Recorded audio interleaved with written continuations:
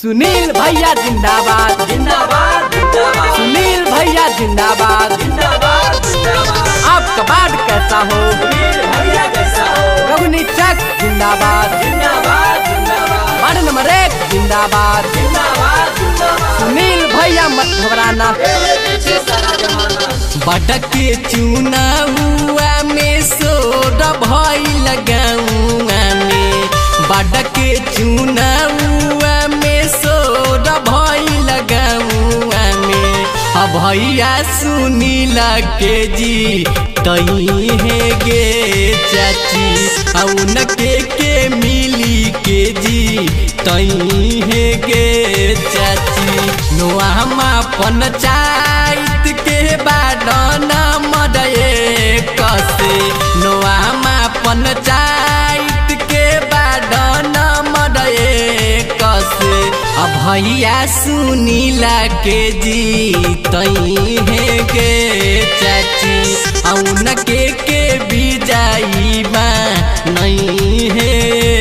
चाची सुनील भैया जिंदाबाद जिंदाबाद जिंदाबाद सुनील भैया जिंदाबाद जिंदाबाद जिंदाबाद। आपका वार्ड कैसा हो सुनील भैया कैसा हो रघुनी चक जिंदाबाद जिंदाबाद जिंदाबाद वार्ड नंबर 1 जिंदाबाद जिंदाबाद जिंदाबाद। सुनील भैया मत घबराना तेरे पीछे सारा जमाना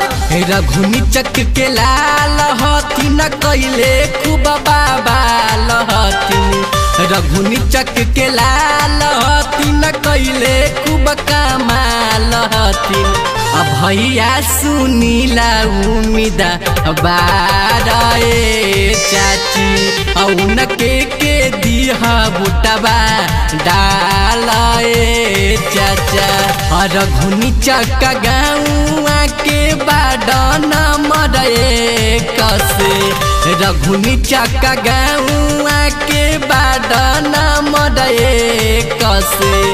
भैया सुनील हथिन खाड़ाए चाचा औन के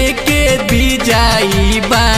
नहीं है चाचा सुनील भैया जिंदाबाद जिंदाबाद जिंदाबाद सुनील भैया जिंदाबाद जिंदाबाद जिंदाबाद। आपका वार्ड कैसा हो सुनील भैया कैसा हो रघुनी चक जिंदाबाद जिंदाबाद जिंदाबाद वार्ड नंबर 1 जिंदाबाद जिंदाबाद जिंदाबाद। सुनील भैया मत घबराना तेरे पीछे सारा जमाना अनेक दिलाई नसान हथिन भैया सुनीला भैया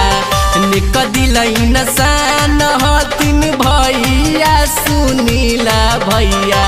औन के दिहे बजी ताई गे चाची औन के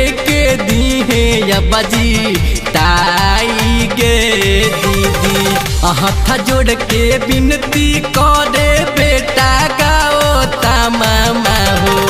हाथ जोड़ के विनती करे बेटा गाओ तमामा हो अब भैया सुनीला के जी तई है गे चाची सब कोई के दी है समा झाई गे चाची बाड के चुनावा में सोड भई लगाऊआ में अब भैया सुनीला के जी तई है गे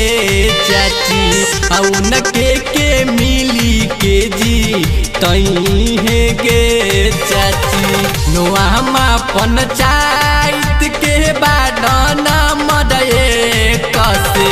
नोआमा पंचायत के बाडन मदए कसे अब भैया सुनीला के जी तई है गे चाची औन के